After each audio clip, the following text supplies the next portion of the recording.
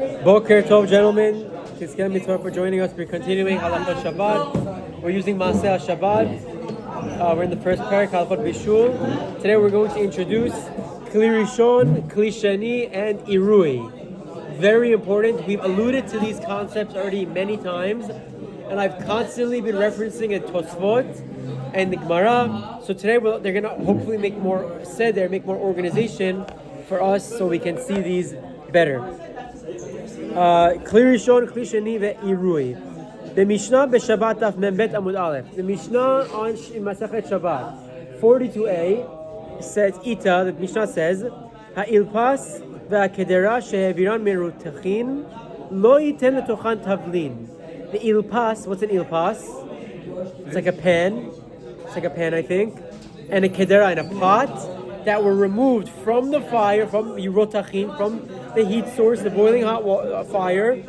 Lo yiten letochot tevalin. Don't come. You can sit. Don't put in it any spices. Why? Okay, we'll get there. Aval notenu letocha ke'ara or letocha tamchui.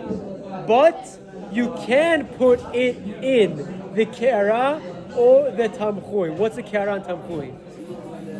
So tamchui, the ke'ara is it's a poor person. Very good. So it's a reference to the poor person's. The word I'm going to use is what it literally means. The poor person's big pan. They used to put their tzedakah money in a big jug, in a big pan, and they would take the tzedakah from that tamchui, like a serving plate.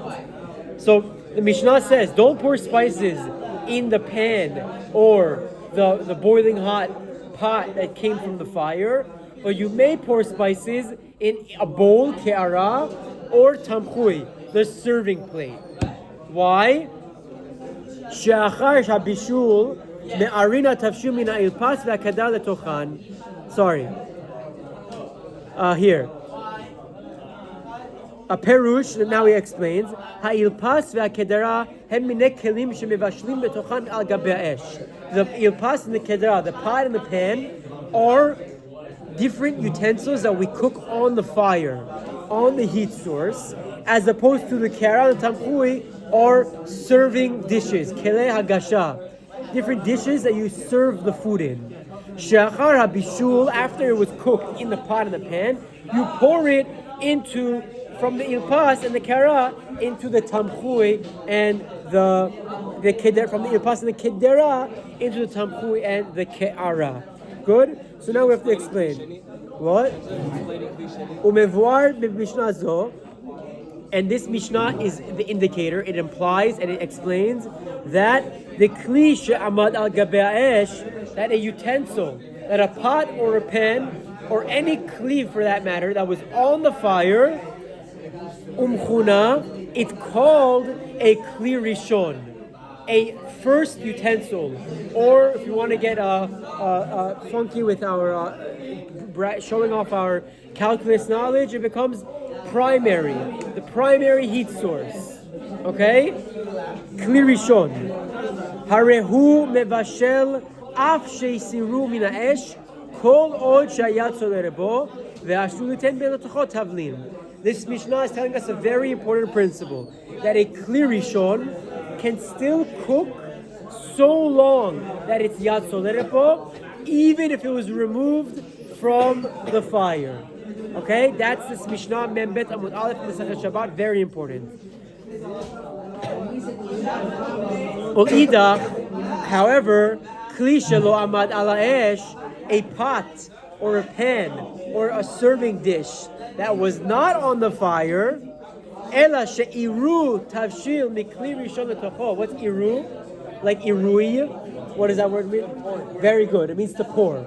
That we poured from the pot that was on the fire or the pan that was on the fire into this serving dish, and it's considered a Keli Sheni, a second utensil or second degree, or a derivative of, if you want to show off that we know something about calculus. Einu mevashel af meod hayatzolere po umutar liten letocho tevalin. Okay? The Mishnah, at the simple understanding, once it's put it into a Keli Sheni, it no longer can cook, even if it's yatzol lerepo, even if it's still boiling and hot, it can no longer cook. Okay? So that's so far so good. Keli Rishon, Keli Sheni. Keli Rishon, according to the Mishnah, primary heat source on the fire. Keli Sheni is a secondary heat source. It was poured from the pot that was on the fire into that. Good? Is there a difference of Keli Rishon and let's say like roasting a marshmallow on the fire? That's Bishul, for sure. I know. I'm saying, is there a difference? Like no pan versus pan? No. Keli Rishon? No. Good question, no. So now you have to explain now why. What's the difference? Why does Keli Rishon mevashel even if it's not on the fire, as long as you have to let it go? But why is it Keli Sheni even if it's boiling and on mevashel? Why? Good. So the Tosfot in Melechet Shabbat of Mem, there's many reasons in the Rishonim, but the Tosfot is one of the most famous explanations. Tosfot explains that a Keli Rishon, because it was on the fire, its walls, its defanot, are extremely hot and hold the heat for much longer. Therefore, they said that as long as it's still boiling yatzol lerepo, it can cook. But a Keli Sheni, even if it's yatzol lerepo, it's mutar because its walls are not hot and it exponentially cools off. Meaning it gets colder very fast because the walls of the pan are cold. Very good. They weren't heated up. So that's the Tosfot and Daf Mem Amud Bet. His explanation of the Chiluk is a fundamental Tosfot. There are other opinions in the Rishonim, but if for our sake, it's fine. Good? So that's introduction of Keli Rishon, Keli Sheni, based on the Mishnah. Now, how do you define the middle category? What's the middle category? No, what do you say? Iruy Keli Rishon, yeah. If I pour from a Keli Rishon into a Keli Sheni, how do you define that? How do I define the pouring when it's being poured? When the dish is being poured, what's the status of the stream of water, or of the pot, or whatever it is? Machloket Rishonim. What are the options? Well, is it Keli Rishon? Is it Keli Sheni? Is it compromise? Maybe it cooks partially, not completely. All of those are options in the Rishonim. Should the pouring make it a little bit removed out of it? Very good. Maybe it should get a little colder. It's no longer in the walls. The air cooled it down. Each of these are different machloket in the Rishonim. When you pour boiling hot water or food from a Keli Rishon onto a dish, onto food, is it like a Keli Rishon that now cooks what it's landing on? Or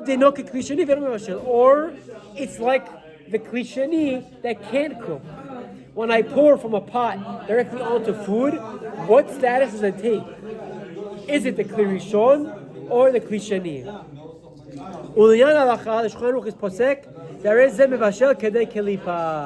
It's a hybrid. Iruy Keli Rishon is mevashel kedei kelipa. What does that mean? It cooks partially, meaning it cooks kelipa. It can only cook the outer level, the shell, the outskirts of the item. Ulefichach, therefore, asur mina Torah. Asur me'atorah le'arot rotchim b'Shabbat al gabe davar ma'achal shelo nitbashel. Therefore, according to Maran, it's asur to pour boiling hot water. Let's say I have an urn. Pour my urn onto something raw. It would be asur because Maran says it's mevashel kedei kelipa. Yeah, Torah. Is it a sword to serve the first food, like the pot or the pan or whatever? No, it's not asur. As long as you don't pour anything into it. Meaning, if I bring the cholent bowl from the crock pot onto the table, it's fine, but you have to be mindful that it's not Keli Rishon. But it's not a problem to serve from it. For Svaradim, Ashkenazim might be a problem. Okay, very good question. Very good. Then it's a problem if it's still on the fire. If it's off the fire, it's mutar. Pouring hot water on already cooked food. If you're boiling, we'll see that. Keli Sheni. I'm pouring boiling hot water on food that was already cooked. It would probably be mutar. Probably mutar. Bishul, yeah. There's a principle that there's no cooking after it was already cooked. So Even if the Keli Rishon would be a problem. what does that mean? It's not a problem of cooking, problem of Melechet. Michzek and bashel, but you don't cook by pouring from onto. That's not a problem. Is the idea of Iruy, Keli Rishon, and Sheni spelled in the Gemara or Rishon? We just said the Mishnah talks about Keli Rishon, Keli Sheni. Now Iruy Keli Rishon is a Melechet. That's what the Rishonim all argue on. So it's a Tosfot in Shabbat Memed Amud Bet. Rabbeinu Tam and the Ri say it's Mivashak Kedei Kelipa. The Rashbam, he argues, and other Rishonim, that it doesn't cook at all. It's like a Keli Sheni. The Rambam and the Rosh seem to suggest, like Rabbeinu Tam and the Ri, that it's Mivashak Kedei Kelipa. That's why Maran in Shin Yud Chet Seif Yud, you'll get there eventually. It's posek like Rabbeinu Tam that it's Mivashak Kedei Kelipa. It cooks partially. You argue that it doesn't cook partially, but it is cooking partially. No, if you put an egg in there, it won't cook. I don't care about partially cooked. We say we don't want Moshe that cooking partially. And the Rashbam would argue that it cools down once it hits the air. It leaves the walls. The air cools it down. The question is, what makes it a Keli Sheni? Is it the walls of the Keli Sheni, or is it not in a Keli Rishon? The Rashbam says not in a Keli Rishon. It makes sense. It's more fundamentally what you think is the difference. That's the Melechet. Not actually what happened. No, maybe also what happens. They bring proofs in their opinions.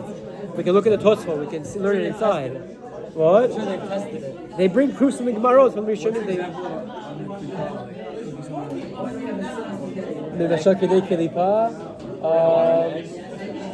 Anything, even you pour on meat. The outer layer will cook a little. Yeah, for sure. Can I ask a question? Yeah. Is it from raw to less raw, or actually cooking some of it? That's the Melechet of Chatzi Shiur. Yes. That's what the Chatzi Shiur is. Oh, so it could be either the Melechet of Chatzi. No, meaning Yeah, I'm saying this. Yes. if it was partially cooked, it's asur. Even though we said the minimum requirement for cooking is what? A kakotevet date size, no? Yeah. But in the beginning we said actually cooking. I need to cook a gerogeret worth to be chayav. Getting a date size to Machav and Dosai. Correct. So that's what it sounds like here also. You're saying if I don't cook it Is it date size to Machav and Dosai, or is it to be asur sekila? Kedei kelipa wouldn't be sekila. or is it the whole It would be egg? asur. The whole egg is now less raw. None of it Machav and It would still be asur, which not you wouldn't get asur, sekila. you get there? Yeah. And that's Melechet is Chatzi Shiur asur min Torah. It's a deoraita Rabbanan. Rav Ovadia Yosef is Derabanan. Rosh Hashanah is deoraita. in the situation where no matter what it's not getting to Machav and Dosai. Yeah. No, that's something else. That might be mutar. It might be, Talking about that it's cooking partially. the date size. Yeah. Exactly. That's Kedei Kelipa. No. Either some of it's Machav and Dosai, like the Gerogeret is Machav and Dosai, or none of it's Machav and Dosai. What's your question? Which one is it?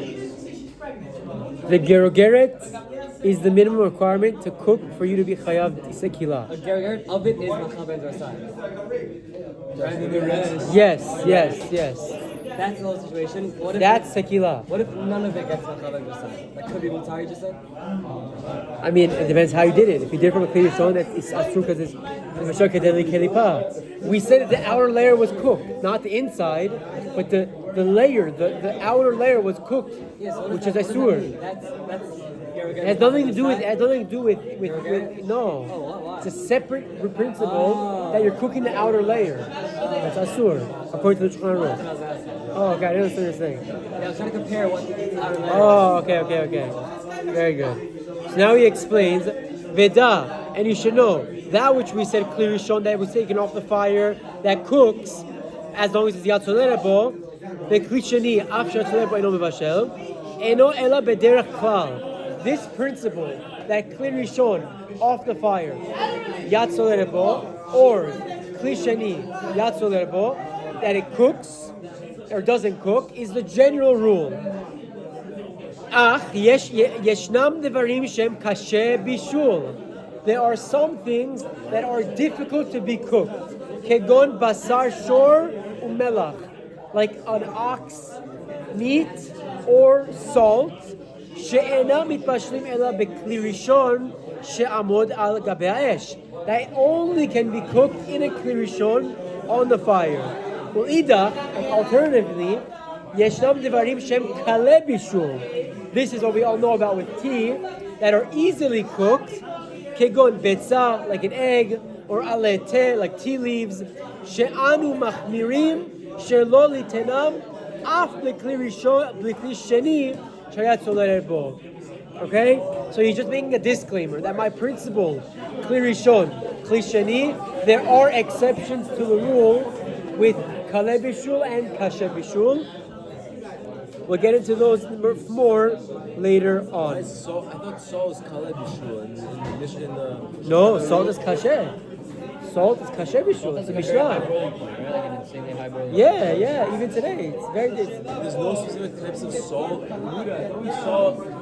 That's spices. Tevalin is not salt. It's other spices. We just said that today. Tevalin is spices, not salt. Salt is Kasher Bishul. What?